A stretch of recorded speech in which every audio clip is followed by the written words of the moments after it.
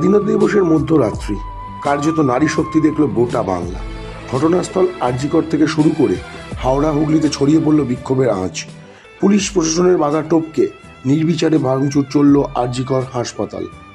ধর্ষিত ও মৃত ডাক্তারের স্মৃতির উদ্দেশ্যে যেমন জ্বলে উঠল কোটি কোটি মোবাইল ফ্ল্যাশ ও মোমবাতির আলো, ঠিক তেমনই ভিড় সরাতে ধোঁয়া ওড়ালো পুলিশি কাঁদুনে গ্যাস। তবু কোথাও যেন এক হয়ে গেল নারী শক্তি ও মানবিকতা। আরজিকর থেকে বিশেষ প্রতিবেদনে শুভজিৎ গড়াই।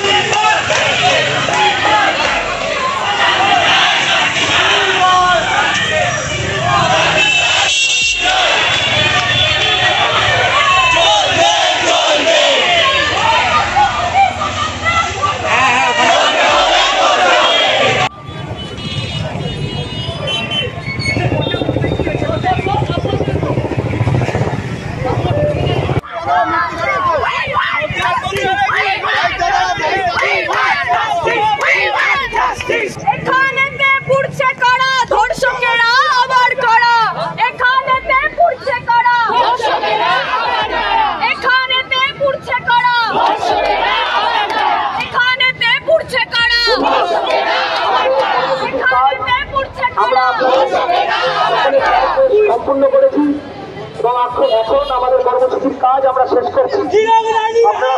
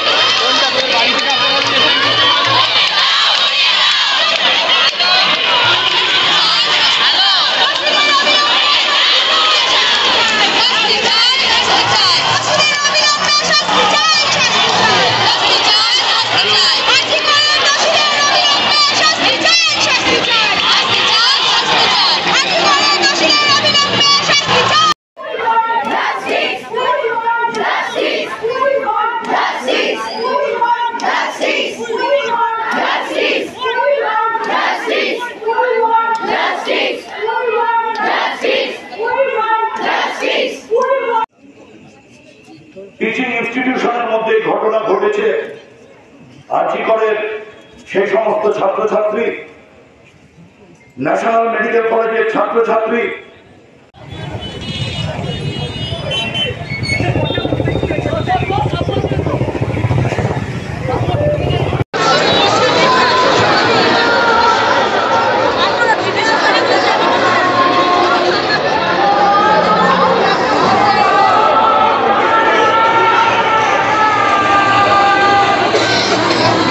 চল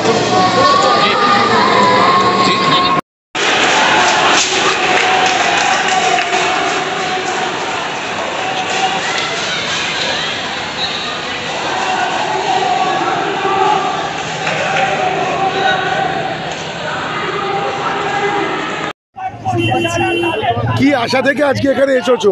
আজকে এই অনুষ্ঠানে কি আশা থেকে? আপাতত আমি পশ্চিমবঙ্গে থাকি এবং আমি একজন মেয়ে, আমার আশা আপাতত বলতে কিছুই নেই। তাও একটা ভেতরে একটা ক্ষীণ হোপ থেকেই যায় যে যদি কিছু হয়, যদি পরের দিন সূর্য ওঠে, সেই হোপ নিয়ে আজকে আসা। এই একদিনের প্রতিবাদ কি সবকিছু বদলে দেবে বলে মনে করছে যুব সমাজ? একদিনে তো কিছুই হয় না, কিন্তু শুরু না করলে চেষ্টা করবো। মা তুমি এসো না, মা দুর্গা তুমি এসো না। এই পৃথিবী আমাদেরই বাসযোগ্য নেই, তোমার হবে কি করে? এখানে ধর্ষিত হয় মানবতা, মানুষ হারিয়ে গভীরতা, নারী সম্মান পথের ধুলোয়, প্রহসনের নারী স্বাধীনতা। মা তুমি এসো না, মা তুমি এসো না। পারবো না দিতে সম্মান, মেয়েকেই দিতে পারি না, তোমায় দেবো কি করে? মা তুমি এসো না। লক্ষ টাকা খরচ করে তোমায় সাজাই, আরো কত লক্ষ টাকার বসন ভূষণ, লক্ষ টাকা খরচ করে তোমায় সাজাই, আরো কত লক্ষ টাকার বসন ভূষণ। এদিকে আমার মেয়েই বসনহীন হাসপাতালে, আকাশ বাতাস কালো করে ঘৃণার দূষণ। মা তুমি এসো না, মা তুমি এসো না। এই বিচারবিহীন পৃথিবীতে তুমি এসোই না।